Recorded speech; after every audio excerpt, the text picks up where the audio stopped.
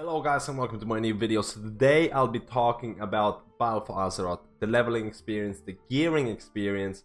I'll be talking about the best ways to get gear in order to enter heroic dungeons, in order to enter mythic dungeons possibly. I'll be talking about my experience in terms of leveling, in terms of the fastest way to level that I found, the fastest, or at least the quest that provides you with the most experience. Just my overall overview of what BfA leveling and gearing is like. Now, like I mentioned before, I also will be talking about factions and reputation and things like that, because the 4 factions that are available for the horde, at least, and I leveled this horde, those factions provide really good gear. And straight after leveling to 120, you will need gear in order to enter heroic dungeons, and the faction hubs are really important, and I'll talk about that later on. So first of all, like I mentioned, I leveled as horde, I leveled as a druid, I leveled as feral, as balance, I mixed it around. I wanted to see which one's the best, and I'll talk about that a bit later on. But straight away, leveling as a horde, you're leveling in Zandalar, you're leveling with 3 zones, Zundazar, Nazmir, and Voldoom, and all of these 3 zones. First of all, you'd be like, oh, it's only 3 zones, it might not be enough quests, or it might be too small, maybe the world is not big enough to feel like, you know, like a new expansion. It doesn't, it feels quite big. The maps are actually sneakingly big. A lot of the zones will have a lot of quest hubs. There is enough space, and all of the 3 zones feel very different.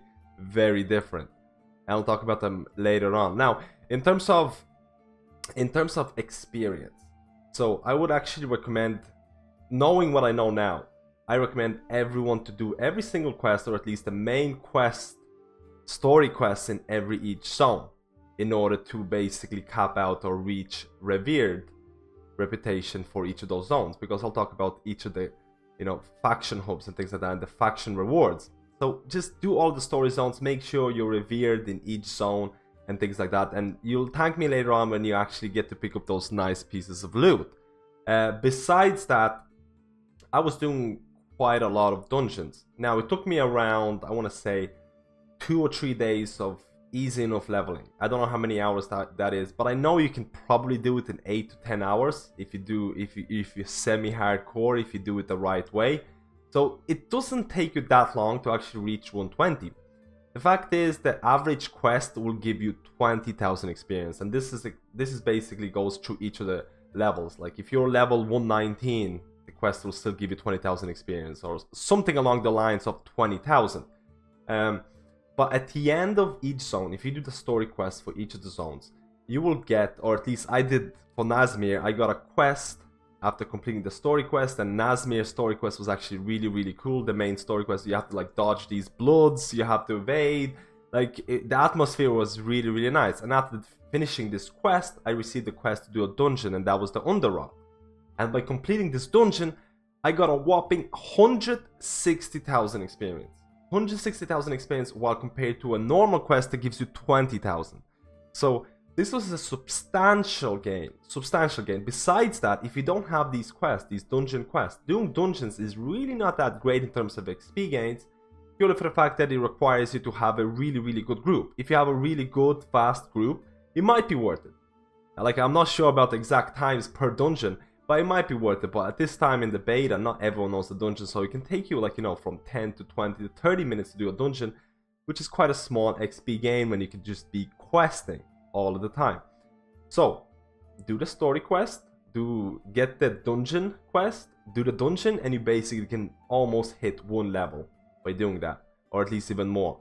So besides doing the quests, which gives you around 20,000, bonus objectives. Bonus objectives were a huge help in BfA leveling experience. Bonus objectives are not listed on the map, so you basically just have to wander from zone to zone and kind of like, oh, so there's a bonus objective all of a sudden, and I have to kill these guys, and I kill them all, and all of a sudden you get, on average for me, was 60 to 80,000. 60 to 80,000 for doing a quest that is no harder than doing a default quest that gives you 20,000 experience. So all of a sudden it's like, whoa, this bonus objective is really good. So I'm actually wondering how many bonus objectives there's going to be in BfA release. Right now, I think I did around 4 to 5, maybe 6 bonus objectives, but I'm sure there are way more. If you wander across the map, I'm sure there are way more. Now, in terms of the feel, the atmosphere of the zone. So Zundazar, like the main area that you enter after completing the scenarios as a horde player, is very troll. It's very troll feel to it. There's very dinosaur like monsters everywhere. It's a jungle. It actually feels really cool. I really like it. If you're leveling as a troll yourself, you feel right at home. It actually has a good, nice experience. Everyone's kind of close together.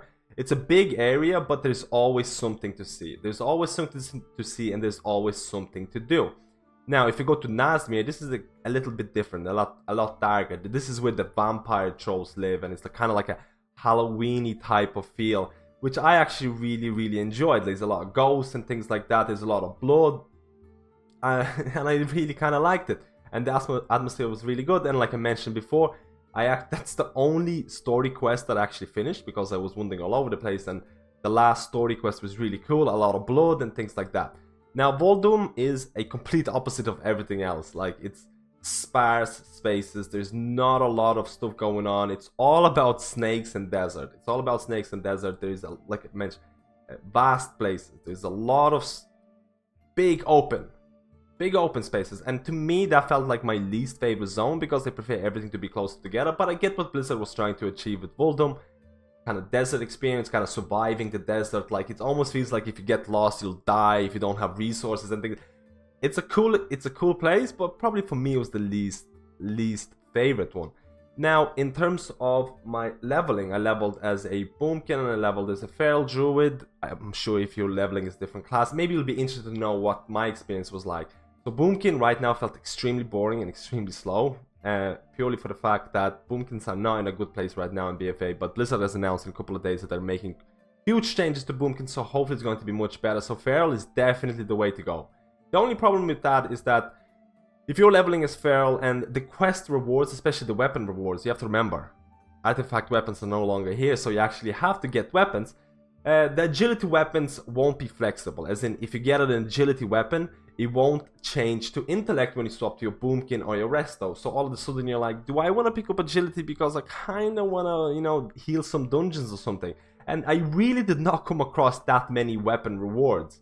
So I think like 2 or 3 weapons throughout the whole leveling experience. And I had to be very careful about whether I'm picking an agility weapon or an intellect weapon. I'm not sure if that's going to change in live. Hopefully it will.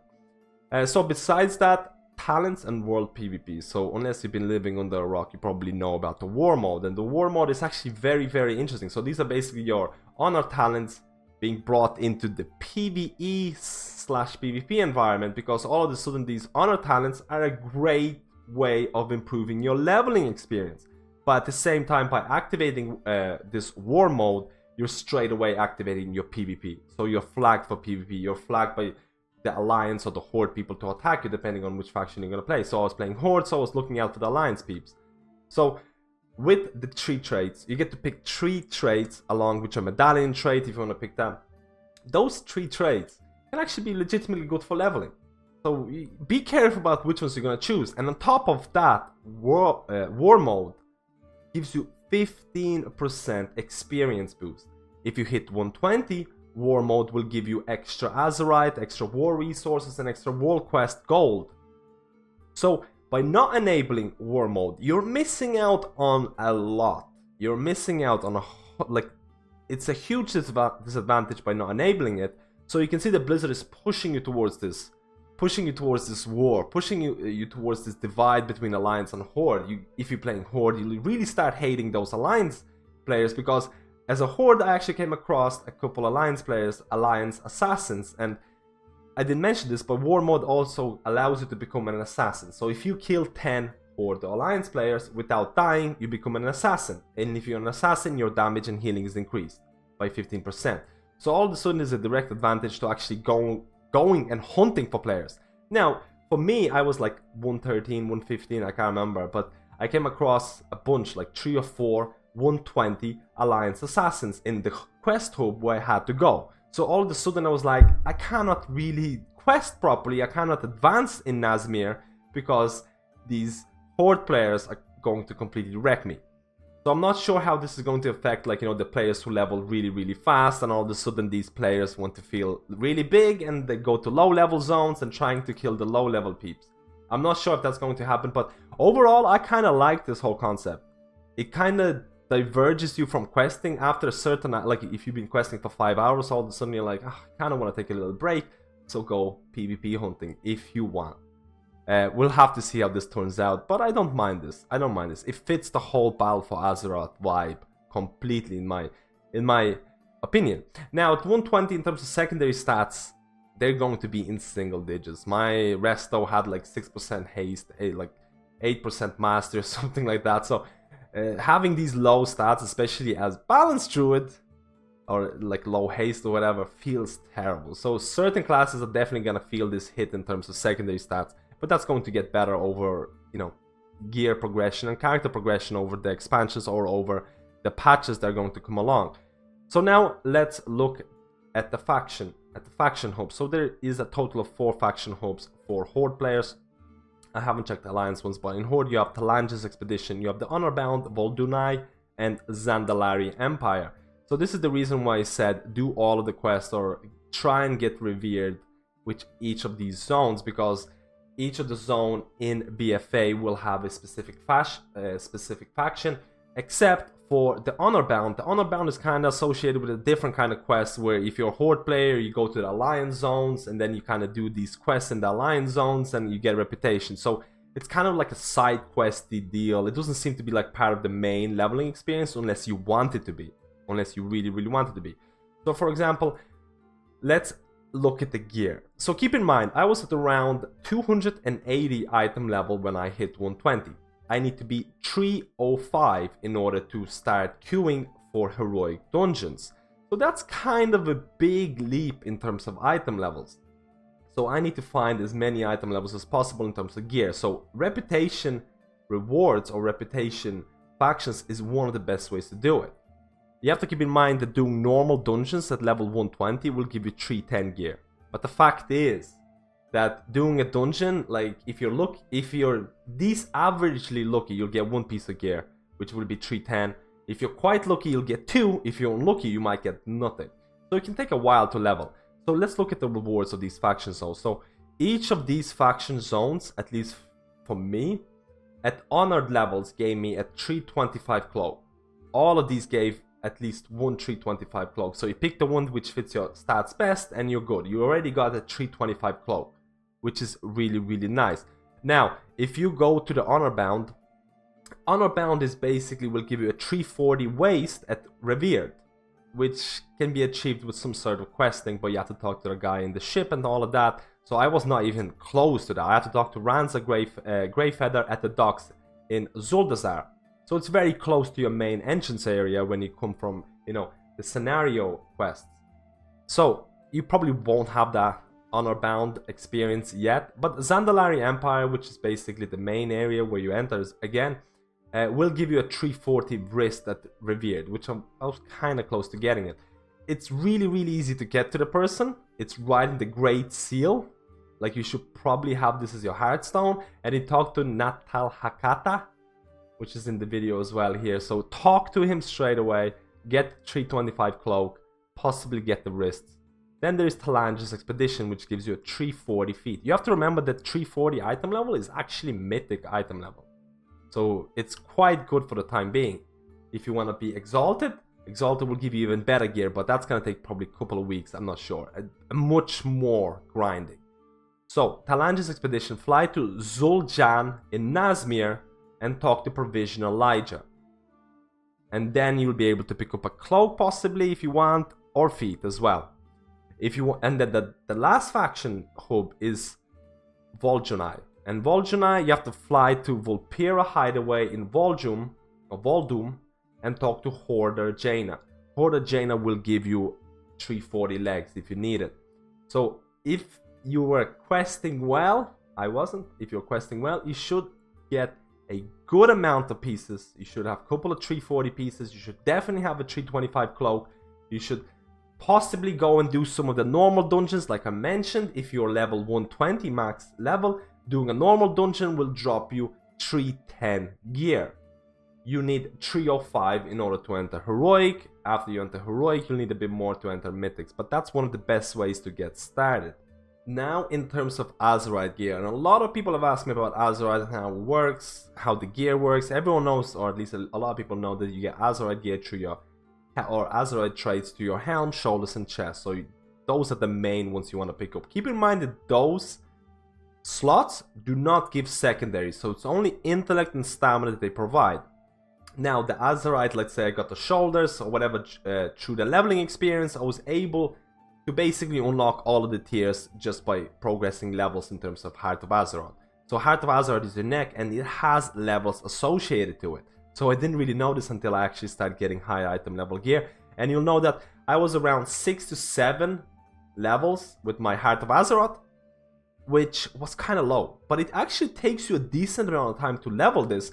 So I was really surprised when I got a 310 chest from a normal dungeon. So I got this 310 chest and I was really happy. I was like, okay, all of a sudden I noticed that it tells me that I need to be level 8 in order to unlock the 4th tier. And the 4th tier will give you, you know, either spec specific advantage or some generic trait that's going to either like siphon life or like give you some damage abilities or whatever. So I was really surprised. I was like, I need to be level 8, so I'm gonna need to do more dungeons, and it takes quite a while. And then all of a sudden I got a 325 chest from a heroic dungeon, and now I noticed that I need to be level 12 to unlock the first trait, and I'm all of a sudden level 12 is gonna take me forever to actually get this. I'm not sure how it's going to be like in live, so I kind of ran into this min-maxing problem. So I had 305 shoulders that I got from leveling, the leveling experience. I maxed it out. I had the 2 traits. One of the traits was like giving me leech, it was providing me with some sort of leech or whatever, and the secondary trait was giving me some health back when I was getting hit. And all of a sudden this was super helpful during leveling. This might be helpful as a healer in case I'm getting hit. I don't have to heal myself that much. So this is 305. And then in the dungeon I got a 310 shoulders.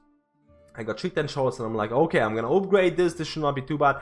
And this requires me level 11 in terms of Heart of Azeroth, and you have to remember I'm level 7 in Heart of Azeroth, and that took me a couple of days to get it. So all of a sudden I'm like, should I use the 305 or the 311 or the 310 piece of gear? Because you have to remember, these chest pieces, shoulder pieces, these helm pieces, they don't give you secondary stats. So is this minus 11 intellect loss worth the loss of the Azerite traits? Is it worth it? So I'm not sure how it's going to turn out in live, whether you're gonna have to do these kind of calculations in terms of is it worth dropping to lower item level chest piece, shoulder piece or helm in order to gain the Azerite traits, or depending on how strong those Azerite traits, because some of those Azerite traits seem really bad, some of them feel quite good. We'll have to see how the secondary or the primary stats will scale, but it gives you a bit more decisions, or it makes it a bit more convoluted and maybe more interesting in terms of gearing. Or it even pushes you towards grinding that Azerite really hard, because you want that 325 chest to actually give you those traits. So I can see where Blizzard is going with this. So this has been my overview of the whole leveling experience, of the whole gearing experience. Hopefully this will provide players, beta players at least, with some of the ways of getting items. Hopefully it provides some of the new players to see what leveling was like, what gearing is like. I know this is beta, a lot of this stuff might and will change, so keep that in mind. But let me know how you feel about my overview of leveling. Let me know how you feel about my opinions. Let me know what are your opinions about leveling. If you have the beta, if you have been leveling the last couple of days, how long did it take you to level? How long did it take you to hit that 305 level? Or are you doing mythic dungeons yet? And things like that. Thank you guys for watching this video, and I'll see you in my next guide.